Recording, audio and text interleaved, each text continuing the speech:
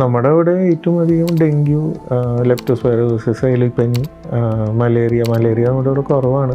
ഡെങ്കുവാണ് ഏറ്റവും അധികം കൂടുതൽ കാണുന്നത്. അപ്പോൾ മെയിൻലി അതിന് പ്രിവെൻഷൻ എന്ന് പറയുന്നത് വെള്ളം കെട്ടിക്കിടക്കുന്ന സ്ഥലങ്ങൾ ഒഴിവാക്കുക, fly nets, Good Knight, Odomos, അങ്ങനത്തെ ഈ മോസ്കിറ്റോ റിപ്പലൻസി യൂസ് ചെയ്യുക. പനി കാണുന്നുണ്ടെങ്കിൽ ഒരു ഡോക്ടറെ കണ്ടിട്ട് ബ്ലഡ് ടെസ്റ്റ് ചെയ്യുക. ഡെങ്കുവിന് മെയിനായിട്ടുള്ള ലക്ഷണങ്ങൾ എന്ന് പറയുന്നത് പനി, മേൽവേദന, പിന്നെ നടുവേദനയാണ് ഏറ്റവും ഇമ്പോർട്ടൻ്റ് ആയിട്ടുള്ള സിംറ്റം. ബാക്ക് പെയിൻ ആണ് ഏറ്റവും കോമൺ ആയിട്ട് വരാറ്. പിന്നെ അതുപോലെ പനി, മേൽവേദന, ക്ഷീണം ഇങ്ങനെയൊക്കെ കാണാന്ന് വെച്ചാൽ എന്തായാലും ബ്ലഡിന്റെ കൗണ്ട് നോക്കുക. 2 സീരിയസ് ആയിട്ടുള്ള കോംപ്ലിക്കേഷൻസ് ആണ് ഡെങ്കുവിനുള്ളത്. ഡെങ്കു ഷോക്ക് സിൻഡ്രോം എന്ന് പറയും, പിന്നെയുള്ളത് ഡെങ്കു ഹെമറാജിക് ഫീവർ എന്ന് പറയും. ഷോക്ക് സിൻഡ്രോം എന്ന് പറയുന്നതാണ് BP ഭയങ്കരമായിട്ട് കുറഞ്ഞു പോയിട്ട് ആള് മരിച്ചു പോണത്. ഹെമറാജിക് ഫീവർ എന്ന് പറയുന്ന കോംപ്ലിക്കേഷനിലാണ് ബ്ലീഡിങ് വരുന്നത്. ബ്ലീഡിങ് കാരണം ആള് മരിച്ചു പോകുന്നത്. ഇത് രണ്ടും അവോയ്ഡ് ചെയ്യാനാണ് നമ്മുടെ മെയിൻ ആയിട്ടുള്ള ടാർഗറ്റ്. ബ്ലഡ് ടെസ്റ്റിൽ നമുക്ക് ഐഡന്റിഫൈ ചെയ്യാൻ പറ്റും ഡെങ്കു ഉണ്ടോ ഇല്ല എന്നുള്ളത്. കൂടുതൽ പകല് സമയം കടിക്കുന്ന കൊതു എന്നാണ് ഇത് സ്പ്രെഡ് ആവുന്നത്. കൊതുവിലെ ഒരു ഡെൻ വൈറസ് എന്ന് പറയുന്ന ഒരു വൈറസാണ് ഈ അസുഖം ഉണ്ടാക്കുന്നത്. അപ്പോൾ ഈ വൈറസ്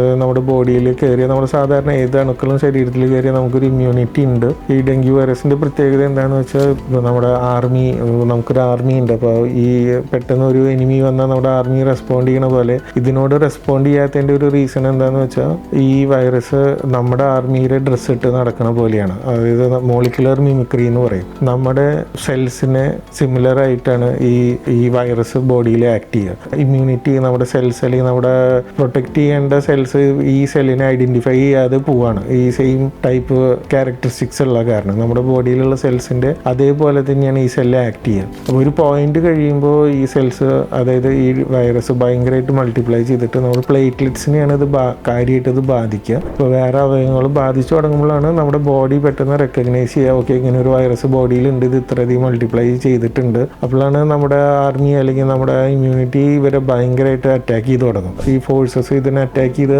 കുറയുന്ന പോലെതാണ് നമ്മൾ പറയുന്ന ഈ dengue shock syndrome, dengue haemorrhagic fever എന്നൊക്കെ പറയുന്നത്. അതായത് നമ്മുടെ ബോഡീനെ ഇത് ഫൈറ്റ് ചെയ്ത് തുടങ്ങുമ്പോൾ നമ്മുടെ ബോഡിയിലുള്ള റിസോഴ്സസ് ഒക്കെ യൂസ് ആയി പോകും. പിന്നെയുള്ള ഫൈറ്റിന് വേണ്ടിയിട്ട് അല്ലെങ്കിൽ ഈ വൈറസിനെ എലിമിനേറ്റ് ചെയ്യാനായിട്ട് നമ്മുടെ ബോഡിയിലുള്ള റിസോഴ്സസ് കുറവായിരിക്കും. അപ്പോഴാണ് നമുക്ക് ഈ ബ്ലീഡിങ് വരിക, BP ഭയങ്കരമായിട്ട് കുറഞ്ഞു പോകുക, അങ്ങനെ ഉണ്ടാവുക.